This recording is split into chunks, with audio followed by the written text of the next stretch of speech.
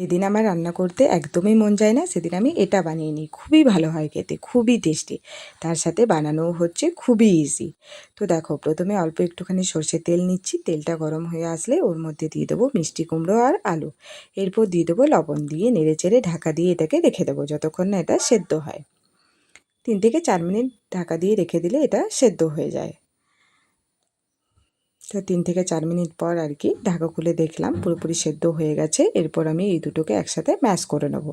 মিষ্টি কুমড়ো আর আলু একসাথে ম্যাশ করে নিচ্ছি।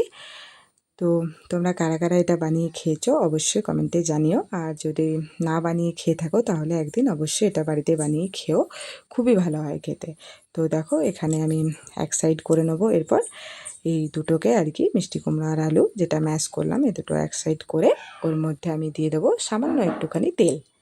সামান্য একটুখানি তেল দিয়ে ওতে দিয়ে দেবো পেঁয়াজ আর রসুন, একটা মিডিয়াম সাইজের পেঁয়াজ আর তার সাথে 3 থেকে 4 কোয়া মতো রসুন এখানে আর কি। আর তারপর দিয়ে দেবো কালো জিরে, আর তার সাথে দেবো কাঁচা লঙ্কা। কাঁচা লঙ্কাটা দিতে প্রথমে ভুলে গেছিলাম, ওই জন্য একটু পরে দিয়েছি। তো এখন এটাকে আর কি আমি ভেজে নেব, পেঁয়াজটা ভালো করে ভেজে নেব। তো দেখো পেঁয়াজের কালারটা চেঞ্জ হয়ে এসছে। তো এরপর আমি সবগুলো একসাথে মিশিয়ে নেব। খুব যে মানে একদম লাল লাল করে পেঁয়াজটা ভাজবো না, হালকা করে ভাজলেই হয়ে যাবে। তো এরপর নেড়ে চেড়ে ভালো করে শুকনো শুকনো করে এটাকে নামাবো।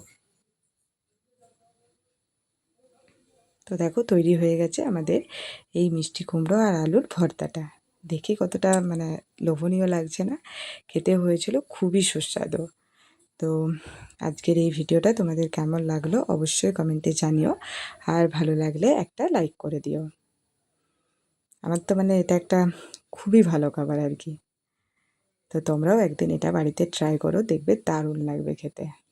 আর হ্যাঁ, ভিডিওটা ভালো লাগলে অবশ্যই ফলো বা সাবস্ক্রাইব করে দিও।